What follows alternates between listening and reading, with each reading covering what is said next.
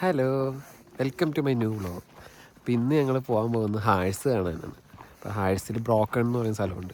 അവിടെ നമ്മുടെ steam engine ട്രെയിനുകളൊക്കെ ഉണ്ട്. അപ്പോൾ അതിൻ്റെ ഒരു വീഡിയോ എടുക്കണം എന്നുള്ളതാണ് എൻ്റെ മെയിൻ ഒബ്ജക്റ്റീവ്. അപ്പോൾ എങ്ങനെ കിട്ടുമോയെന്നൊന്നും അറിയില്ല, നോക്കാം. അപ്പോൾ ഞങ്ങൾ നിൽക്കുന്ന സ്ഥലത്ത് നിന്ന് ഏകദേശം 2 മണിക്കൂർ ട്രാവലാണ് വെർണിക്കരോടെ എന്ന് പറയുന്ന സ്ഥലത്തേക്കുള്ളത്. അപ്പോൾ വെർണിക്കരോടയിൽ നിന്നാണ് ഞങ്ങൾ സ്റ്റീം എൻജിന് കയറാൻ വേണ്ടി പ്ലാൻ ചെയ്യുന്നത്.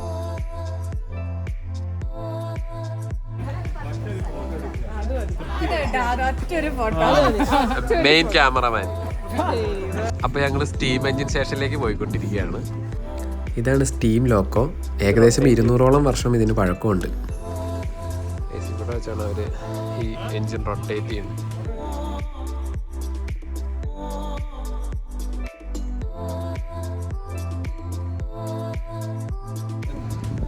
Hello guys, we are at Harsh right now and this is guys, we are in Harsh right now. ഈ വരുന്നതാണ് ഇന്ന് ഞങ്ങൾ കയറാൻ പോകുന്ന ലോക്കോ. അപ്പോൾ ഇവിടെയാണ് കോള് ഫീഡ് ചെയ്യുന്നത്. ഈ കോള് വെച്ചാണ് ഈ എൻജിൻ വർക്ക് ചെയ്യുന്നത്.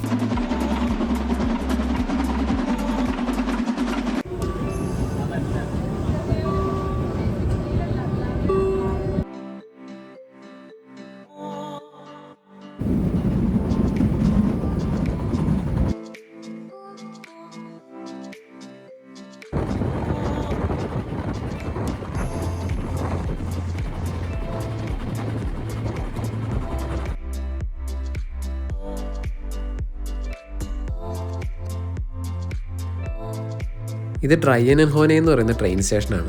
ഇവിടെ നിന്ന് ബസ്സിൽ കയറിയിട്ട് ഷീർക്കെ എന്ന് പറയുന്ന സ്ഥലം വരെ പോയി അവിടെ നിന്ന് ട്രെക്ക് ചെയ്യാനാണ് ഞങ്ങളുടെ പ്ലാൻ. അപ്പം തണുപ്പ് സ്റ്റാർട്ട് ചെയ്തു എന്ന് മനസ്സിലായി. എല്ലാവരും തന്നെ ജാക്കറ്റിൻ്റെ ഉള്ളിൽ കയറിയിട്ടുണ്ട്.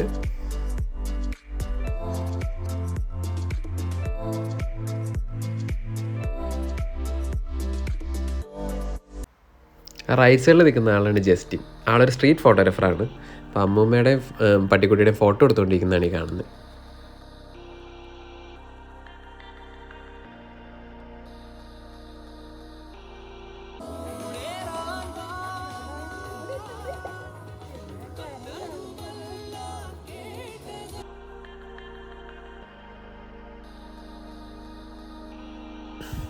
ഈ കാണുന്നതാണ് ഹാർഷ് നാഷണൽ പാർക്കിൻ്റെ എൻട്രൻസ്. ഇവിടെ നിന്ന് ഏകദേശം 8 കിലോമീറ്റർ ട്രെക്ക് ചെയ്തിട്ട് വേണം ബ്രോക്കൺ എന്ന് പറഞ്ഞ സ്ഥലത്തെത്താൻ.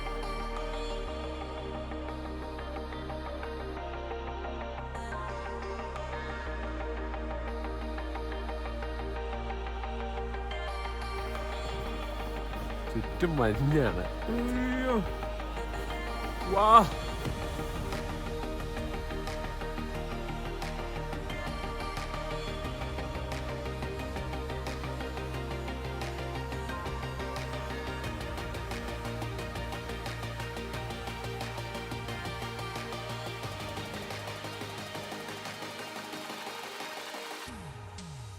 നമ്മൾ ഈ ട്രെക്ക് ചെയ്ത് പോകുന്നതിൻ്റെ ഇടയ്ക്ക് മിക്കപ്പോഴും ഇതേപോലെ ഈ ട്രെയിൻ ക്രോസ് ചെയ്ത് പോകുന്നത് നമുക്ക് കാണാൻ പറ്റും.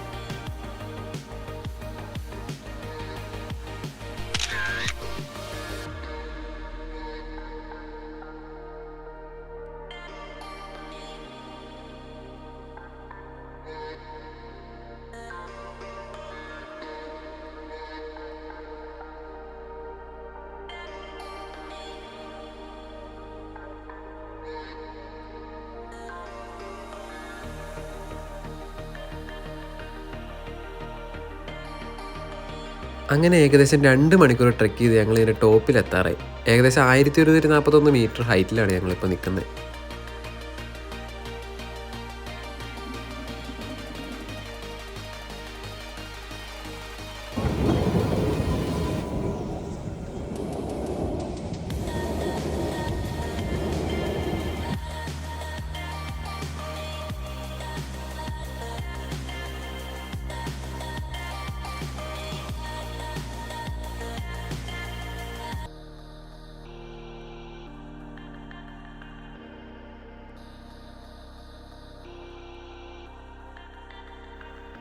ഞങ്ങൾ മുകളിലെത്തി പെട്ടെന്ന് തന്നെ ഇവിടെ മൊത്തം ഫോഗ് വന്ന് മൂടി.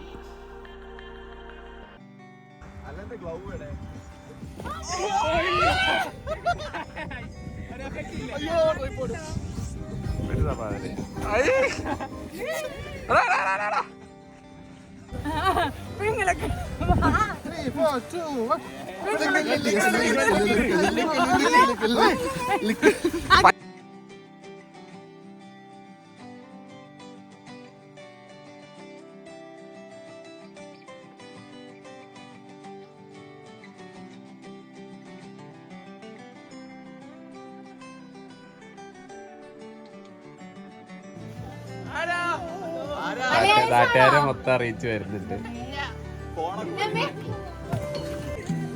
മഞ്ഞ് കണ്ട്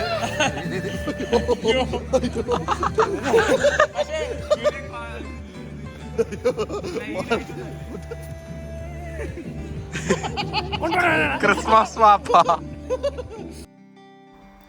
റോഡിൽ ഐസ് മെൽറ്റ് ആവാൻ വേണ്ടി സോൾട്ട് സ്പ്രേ ചെയ്യുന്നതാണ് ഈ കാണുന്നത്. ഈ വണ്ടിയിൽ തന്നെ ചരൽ സ്പ്രേ ചെയ്യാനുള്ള ഒരു ഫെസിലിറ്റിയും അവൈലബിൾ ആണ്.